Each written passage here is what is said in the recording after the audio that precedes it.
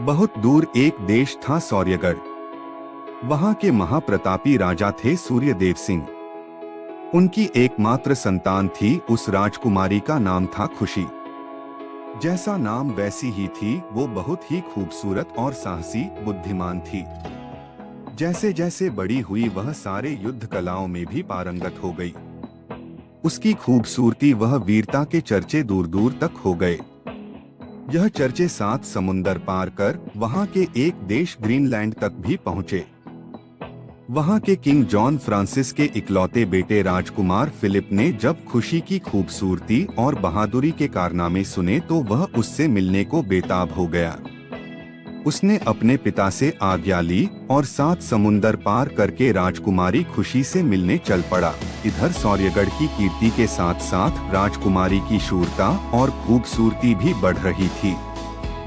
उसकी वीरता, साहस और खूबसूरती के साथ उसकी बुद्धि कौशल, वह युद्ध कौशल की बातें और भी कई देशों के राजाओं वह राजकुमारों को ललचा रही थी। हर कोई उसे पाने की चाह रखने की वजह से हर तरह की कोशिश कर रहा था। उनमें से एक था बल्लभगढ़ का राजा महिपाल सिंह, एक बहुत बड़े राज्य का सबसे बड़ा शूरवीर, क्रूर और निर्दयी राजा। शौर्यगढ़ बल्लभगढ़ के सामने कुछ भी नहीं था। ताकत और दौलत दोनों में वह शौर्यगढ़ से कहीं ज्यादा था। जब राजकुमारी खुशी की खूबसूरती और वीरता के चर्चे बल्लभगढ़ के राजा महिपाल के कान में पड़े तो वह भी अन्य राजाओं की तरह राजकुमारी खुशी को अपनी रानी बनाने के लिए मचल पड़ा। उसने अपने दूत को भेजकर राजा सूर्यदेव सिंह से खुशी का हाथ मांगा, लेकिन राजा सूर्यदेव सिंह ने बिना खुशी कुछ पूछे हुए फैसला लेने से मना कर दिया। महिपाल सिंह ने सूर्यदेव सिंह से अपनी बेटी खुशी से रजामंदी लेने के लिए कहा। खुशी ने यह सुना कि बल्लभगढ़ का वह निर्दयी राजा महिपाल सिंह उससे शादी करने को इच्छुक है। उसने साफ साफ मना कर दिया, यह कहते हुए कि मैं एक निर्दयी क्रूर और उर्म में मुझसे कई ज्यादा बड़े महिपाल सिंह से शादी नहीं कर सकती। सूर्यदेव सिंह ने राजा महिपाल सिंह को वही जवाब दे दिया। जब दूत महिपाल सिंह के पास वह जवाब लेकर पहुंचा तो महिपाल सिंह की गुस्से की सीमा ना रही। उसने उसी दूत को वापस भेजा, यह कहते हुए कि राजा सूर्यदेव सिंह से कह दो या तो वह खुशी का हाथ खुशी हमारे राजा महिपाल सिंह के हाथों में दे दे, अन्यथा युद्ध के लिए तैयार रहें।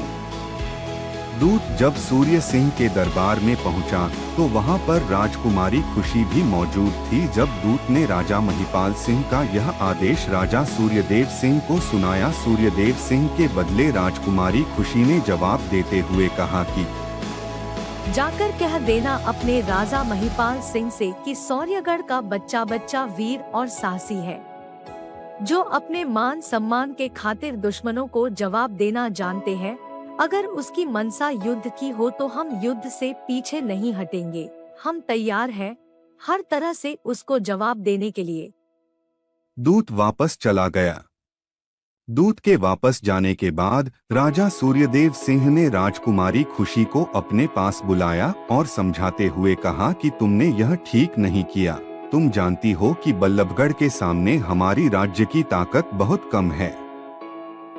उनकी सेना की संख्या हमसे कहीं ज्यादा है। हम उनके सामने ज्यादा देर तक टिक नहीं सकते। यह युद्ध राज्य की तबाही लेकर आएगा।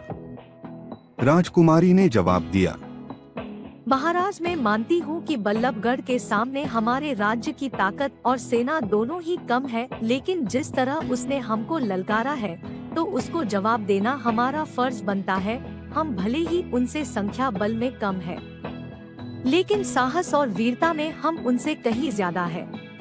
हम अपनी पूरी ताकत से उनका मुकाबला करेंगे और जीतेंगे भी। आप परेशान मत होइए, आप बस सेना को तैयार होने के लिए बोलिए, बाकी मैं सब संभाल लूंगी।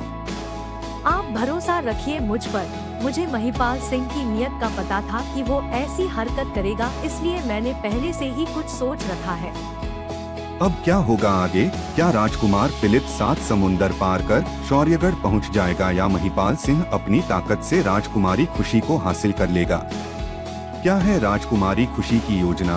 क्या वह रोक पाएगी बल्लभगढ़ की सेना को? कहानी राजा सूर्यदेव सिंह की बात सच तो नहीं कि यह युद्ध राज्य की तबाही होगा? ऐसे ही अलग अलग सवालों के लिए रहे तैयार, थोड़ा करें इंतजार। अगला भाग 2 जल्दी आपके सामने पेश करेंगे। तब तक के लिए नमस्कार।